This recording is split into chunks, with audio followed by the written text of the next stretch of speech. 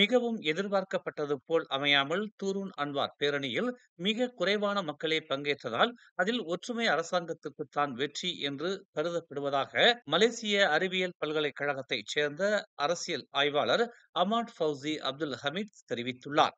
அதோடு மலேசியாவில் ஜனநாயகத்தின் சான்றாக பேரணியை நடத்த அனுமதித்ததற்கான பெருமையையும் அரசாங்கம் பெற முடியும் என்று அவர் கூறினார். 3 லட்சத்திலிருந்து 5 லட்சம் பேர் வரையில் கலந்து கொள்வார்கள் என்று ஆரம்பத்தில் எதிர்பார்க்கப்பட்டது. ஆனால் வெறும் 18,000 முதல் 20,000 பேர் வரையில் மட்டுமே கலந்து கொண்டதால் அது குறித்து அரசாங்கம் கவலை கொள்ள தேவையில்லை என்று அவர் தெரிவித்தார். போலீசாரின் கணிப்புப்படி அப்பேரணியில் சுமார் 18,000 பேர் வரையில் மட்டுமே கலந்து கொண்டுள்ளனர். ஆனால் 2 லட்சத்துக்கும் மேற்பட்டோர் கலந்து கொண்டதாக பேரணியை ஏற்பாடு செய்த பாஸ் கட்சியின் இளைஞர் பிரிவு கூறிக்கொண்டுள்ளது.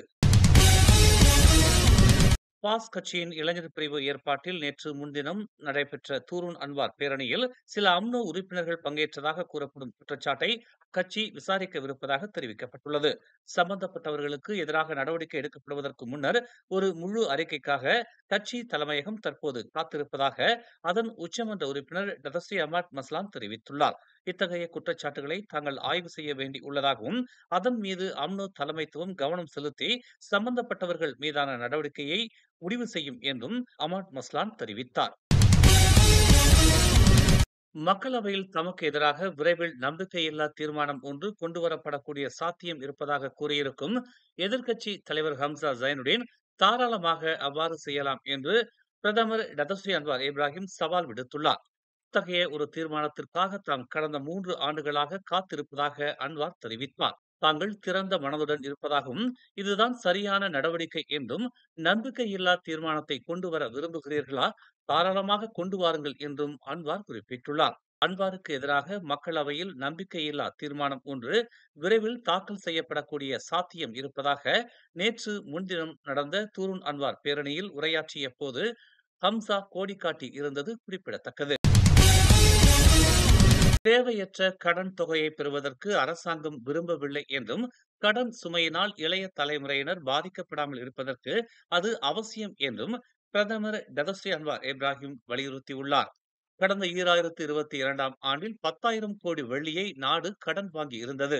ஆனால் 2023ஆம் ஆண்டில் அது 9,000 கோடி வெள்ளியாகவும் 2024ஆம் ஆண்டில் 8,000 கோடி வெள்ளியாகவும் அது குறைந்தது என்று அன்வார் குறிப்பிட்டார். இன்னும் கூடுதலாக கடன் பெறுவதற்கு தாங்கள் விரும்பவில்லை என்றும் நாம் தொடர்ந்து கடன் பெற்றுக் கொண்டிருந்தால் அது இளைய தலைமுறையினருக்கு சுமையை கொடுப்பதாக இருக்கும் என்றும் அவர் கூறினார். கூட்டரசு நில மேம்பாட்டு வாரியமான ஃபெல்டாவை அமைப்பதற்கும் கிராமப்புற மேம்பாட்டுக்கும் துன் அப்துல் ரசாக் போன்ற முன்னாள் தலைவர்கள் கடன் பெற்றதை தம்மால் புரிந்து கொள்ள முடிகிறது என்று குறிப்பிட்ட அவர் கடன் பெற்றுக்கொண்டு அதனை ஏப்பம் விடும் நபர்களை தம்மால் ஏற்றுக்கொள்ள முடியாது என்று கூறினார். முதலீடுகளை ஈர்ப்பதற்காக வாங்கிய கடனை அடைக்க வேண்டியது அவசியம் என்று அவர் சுட்டிக்காட்டினார். நாட்டின் வளங்களை சுயநலத்திற்காகவும் தங்களின் குடும்பத்தினருக்கும் சுரண்டும் தலைவர்களை மக்கள் தேர்ந்தெடுக்க கூடாது என்று பிரதமர் டதஸ்ரீ அன்வார் இப்ராஹிம் வலியுறுத்தியுள்ளார். ஜொகூரின் மூவாரில் தேசிய தின மாதத்தை தொடக்கி வைத்து உரையாற்றுகையில் அவர் இதனை தெரிவித்தார்.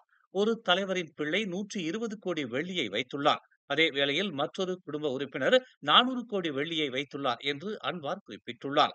பழைய தலைவர்களை பழிவாங்க தாம் விரும்பவில்லை என்றும் அபகரித்த பணத்தை திரும்ப ஒப்படையுங்கள் என்றுதான் கேட்டுக்கொள்வதாகவும் அன்வார் தெரிவித்துள்ளார்.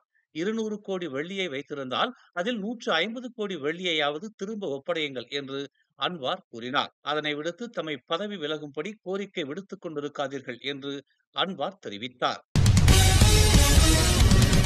மலேசியர்களுக்குத்தான் தாம் பிரதமர் என்றும் வெளிநாட்டினருக்கு அல்ல என்றும் பிரதமர் டதஸ்ரீ அன்வார் இப்ராஹிம் தெரிவித்துள்ளார்.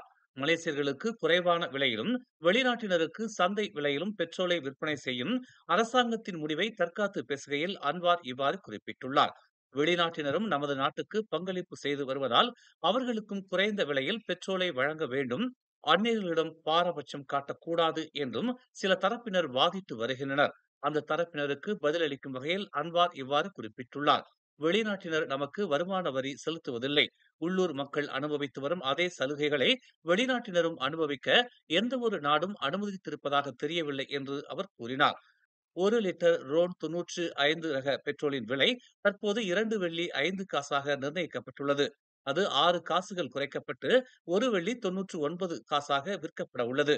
சிங்கப்பூர், தாய்லாந்து, இந்தோனேசியா போன்ற நாடுகளுடன் ஒப்பிடுகையில் இது குறைவு என்று அன்வார் சுட்டிக்காட்டினார். மேலும் செய்திகளை தெரிந்து கொள்ள தமிழ் மலர் நாளிதழை பாருங்கள். உடனுக்குடன் செய்திகளை தெரிந்து கொள்ள தமிழ் மலர் இணையதளம், தமிழ் மலர் செயலி மற்றும் மலர் டிவி யூடியூப் சேனலை வலம் வாருங்கள். எங்களோடு இணைந்திருக்க மலர் டிவியை பதிவு செய்து கொள்ளுங்கள். உறவுகள் மகிழ்ந்திட விருப்பம் மற்றும் பகிர்வு சேவையை சொடுக்கிடுங்கள்.